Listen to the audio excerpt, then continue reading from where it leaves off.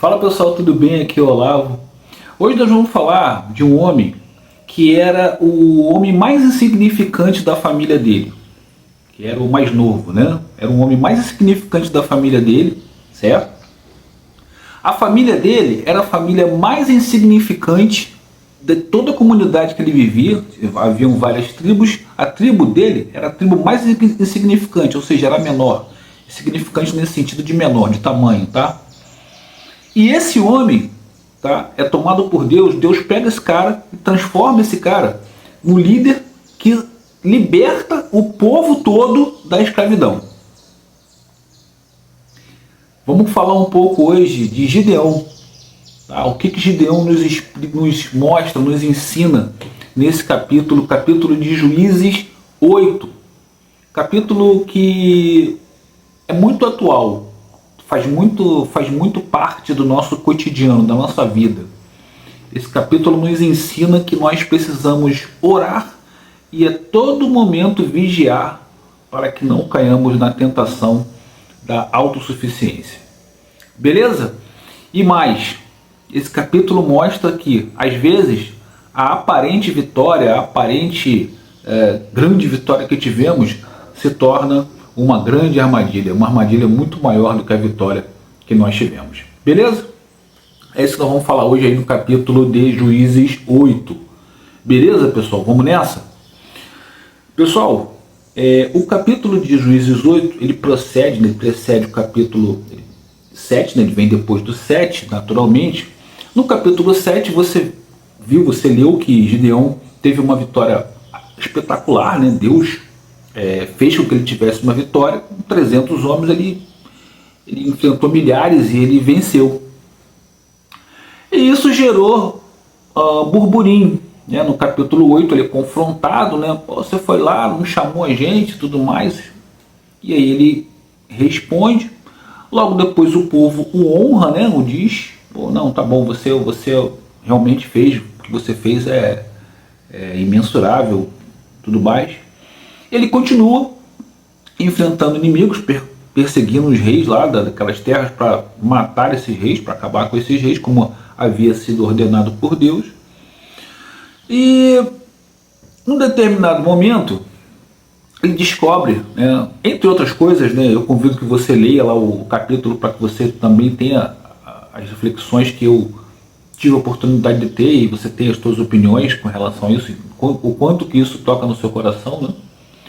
Mas em determinado momento ele é comunicado que os irmãos deles foram mortos, né, por esses homens que ele está perseguindo. E aí isso se torna, naquele momento ali, uma coisa pessoal. Sai da missão que Deus deu a ele, né? Qual a missão que Deus deu a ele? Vai lá e liberta o povo da escravidão. Deus não falou para ele, vai lá e se vinga de quem está matando isso. Não, ele falou, liberta o povo e faça isso. Faça o que tiver que ser feito, mas a missão é o quê? É libertar o povo israelita, o povo de Israel, dessa escravidão. E aí, ele já começa, eu já percebo que ali ele já muda um pouco o objetivo. Ele começou humilde, ele começou tranquilo, ele começou, não, eu sou pequeno demais, Senhor, né? Ele até tem medo. E Deus diz para ele, não, no capítulo anterior, Deus diz, eu estou com você, guerreiro virtuoso. Deus usa uma expressão assim, dando força, ele dizendo, não, eu estou contigo, você é forte, acredita. Deus faz ele ver, né? Faz uma revelação para ele ver que realmente a vitória era certa, né? Então ele começa com humildade, começa percebendo que a vitória é dada por Deus e não ele está sendo usado. Só que ele já começa, aí ele já leva um pouco pro pessoal. Depois ele continua tendo vitórias. Num determinado momento, ele vence, ele vai vencendo, ele vai passando por cima de quem tem que passar. E aí chega um momento no versículo 22, do capítulo 8, está escrito assim: mais tarde, os homens de Israel disseram a Gideão, domina sobre nós tanto tu como teu filho e teu neto, pois nos salvaste da mão de Midian. Gideão, porém, lhes disse, eu é que não dominarei sobre vós, nem tampouco meu filho dominará sobre vós. Jeová é quem dominará sobre vós. Ou seja, continua mantendo ali a atitude correta, adequada dele de humildade, de perceber e entender e aceitar que quem está possibilitando, quem está capacitando ele para fazer isso é Deus. Né? Ele é humilde? Não, não. Quem vai dominar vocês é o Senhor. Só que depois aqui no versículo 25, diz assim: disseram então, por certo, as daremos. Com isso, estenderam uma capa e foram lançar nela da sua presa, cada um a argola para as narinas. E o peso das argolas de ouro para as narinas que ele tinha pedido ascendeu a 1.700 ciclos de ouro, além dos ornamentos em forma de lua e dos pingentes e das roupas lã tingida de roxo. Reis de Midian usavam essas roupas, esses artefatos, né? Além de colares que havia nos pescoços dos camelos, certo? E aí no versículo 27 continua aqui, dizendo assim: e Gideão passou a fazer disso um éfode e a expô-lo na sua cidade de Ofrá.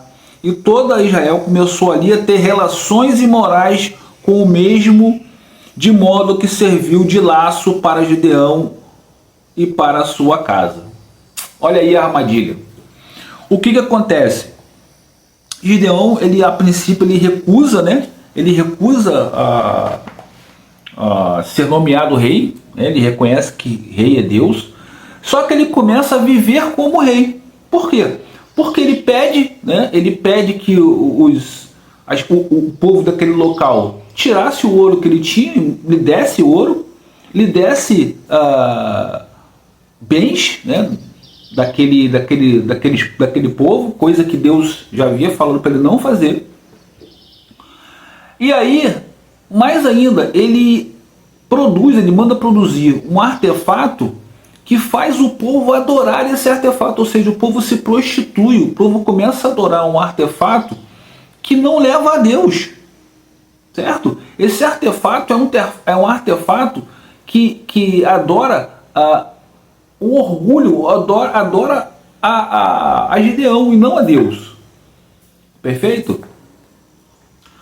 Logo depois, Gideão ele se torna realmente poderoso, ele fica aquele cara poderosão, não intitulado rei, né, oficialmente, mas na prática ele se coloca como rei. Ele domina, ele tem mais de 70 filhos, tem mulheres, muitas mulheres, e ele se torna ali o líder e o dominante daquele local. E aí ele esquece de Deus. Ele simplesmente não fala mais em Deus. No meu entendimento, é como se ele dissesse assim, ó, a coroa você pode dar para Deus, dá esse artefato aí, dá esse objeto para Deus, beleza. Mas quem vai mandar sou eu, quem está aqui sou eu, quem manda sou eu. Eu que vou fazer tudo, eu que domino tudo. Não é assim que está escrito na Bíblia, mas o meu entendimento foi esse. Eu acredito que vocês também tenham esse entendimento. Ele abre mão, aparentemente, né, daquela responsabilidade, daquele benefício, só que ele usa tudo aquilo, certo? E aí é que eu quero trazer, né, essa reflexão para o nosso dia a dia. A gente tem que ter muito cuidado com isso, pessoal. Eu sempre falo com meus filhos, sempre procuro falar para quem eu tenho oportunidade. Muito cuidado com as vitórias, porque as vitórias muitas vezes te levam a derrotas. Às vezes você luta pra caramba para ter uma vitória, sabe? Você abre mão de um monte de coisa, você pede a Deus, você honra, você jejua, você, sabe, faz realmente por merecer, você se esforça, você consegue. Quando você chega na vitória, a primeira coisa que você faz é se virar as costas para as pessoas que te ajudaram, para tudo aquilo que você precisou fazer, que você abriu mão. Aí você agora começa a viver totalmente contrário àquilo que te levou àquela vitória. Você trabalhava pra caramba, você estudava, você se esforçava, e aí quando você chega lá, você, agora acabou. Aí você vira totalmente avesso àquilo. Lógico que ninguém está dizendo que você não deve dar uma relaxada, você estudou, você batalhou, não é isso, não é sobre isso. Não é sobre você viver em tensão o tempo todo, não é isso. Mas você precisa entender o que te fez levar aquela vitória. No caso ali de Gideão, o que fez ele ganhar foi Deus. Ponto. Ele trazendo para o nosso cotidiano. Você às vezes, você é casado, conquista um monte de coisa com a sua esposa, né? Com o seu filho, com a sua esposa, as pessoas te ajudando, aí você quando chega lá no topo, você se separa da sua esposa, fala que ela, não, quem conquistou foi eu que consegui tudo, se não fosse eu. Eu tenho certeza que todos nós já passamos por esse tipo de situação, sendo protagonistas e sendo coadjuvantes. Já aconteceu com alguém que fez isso com a gente, já aconteceu da gente fazer isso com alguém. Não sejamos hipócritas. Todos nós já agimos assim com alguém, ou com Deus, ou com a mãe, ou com um amigo, né? Às vezes a sua mãe trabalha pra caramba, se esforça, paga colégio para você, paga comida, paga plano de saúde para você se tornar alguém que tenha um trabalho digno. Você chega lá e fala, eu consegui, se não fosse eu, estudei pra caramba, eu fiz, aconteci, e esquece de quem te deu a retaguarda.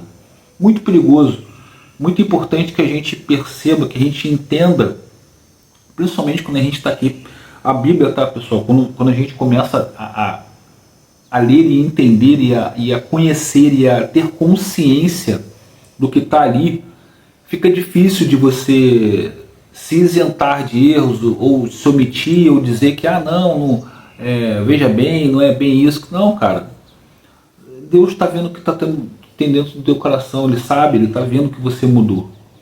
Quando Deus escolhe Gideão, Ele vê alguma coisa, Ele vê pureza, Ele vê realmente a intenção de melhorar, de ajudar, de fazer alguma coisa para sair daquela escravidão. Só que depois a grandeza ela vai mudando, os bens materiais, né? As honras vão mudando a personalidade de Gideão.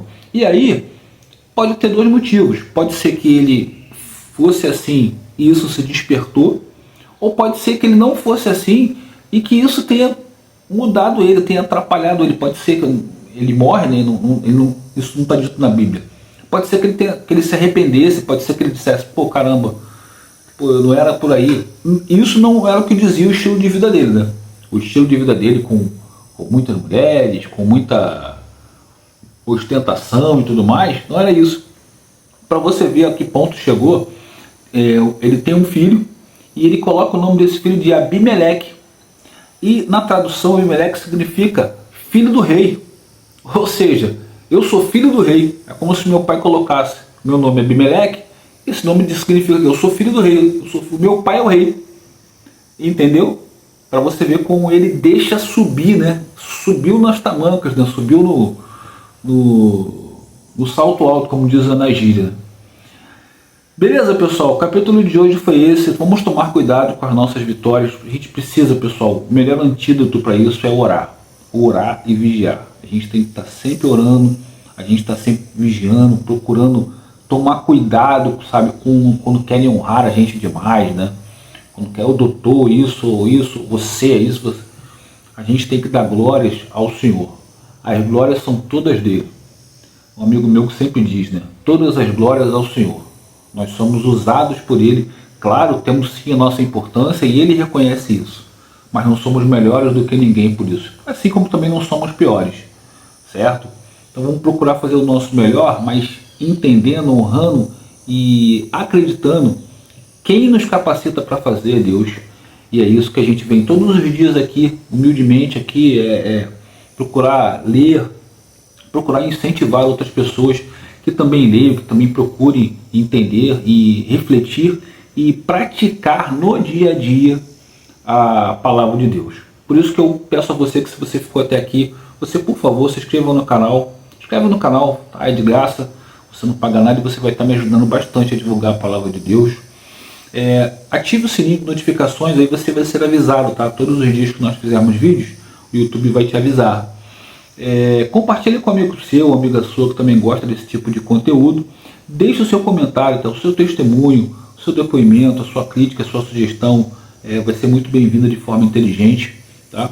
E deixe o seu like. Quando você deixa o like, o YouTube entende que esse vídeo tem relevância, ele encaminha esse vídeo para mais pessoas, e aí mais pessoas podem se juntar aqui à nossa comunidade, ler todos os dias a Bíblia, procurar refletir o que ela nos diz, aquele capítulo nos diz, né? E principalmente, como eu disse, procurar colocar em prática aquilo que a Bíblia nos ensina. Beleza, pessoal? Mais uma vez, obrigado a todos, Deus abençoe e até o próximo vídeo, pessoal.